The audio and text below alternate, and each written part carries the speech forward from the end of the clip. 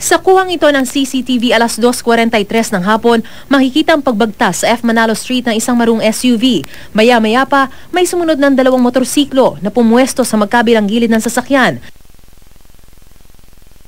Sa video, makikita ring tila kinakatok ng isang motorcycle ang SUV. Kasunod daw nito ang aktual na pamamaril. Pagdating araw sa sumunod na kanto, may pangatlo pa raw motorsiklo ang humarang at nagpaulan sa kanila ng bala. Akala namin dadaan, doon lang paparada.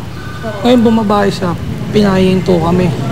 Ngayon, siyempre, iba na yung panahon yun. Sabi namin, baka hold up yan.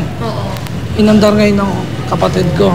Pagkataon ng kapatid ko, itatago ko yung pera sa likuran ng sasakyan. May narinig ako, pak, sunod-sunod. Yung mukuna ako sa may likuran ng Montero. Sa investigasyon, 12 basyo ng bala ng 9mm pistol na na-recover sa crime scene. Bagamat hindi na maaninag sa CCTV ang suot ng mga suspect, ayon sa sakay na SUV, naka-uniforme raw ang mga ito na pampulis. Kaya kinagulat nilang walang habas nilang pamamaril. Tinamaan ng bala sa likod ang driver ng kanilang SUV na nagpapagaling na sa ospital. Sa noon naman tinamaan si Valentino Malulay na nasa gilid lang ng kalye ng mga oras na yon.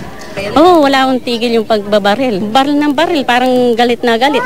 Ang gulong pagnanakaw nakikitang motibo ng pulisya. Motibo pang hold up. Kasi malaking pera palagi dala nito na si Bea. Ba't saan po nila ginagamit yung pera?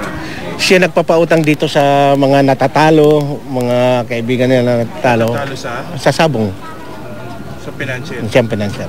Agad tumakas sa mga suspect na wala naman daw natangay na pera. Patuloy naman ang manhunt operations laban sa mga suspect.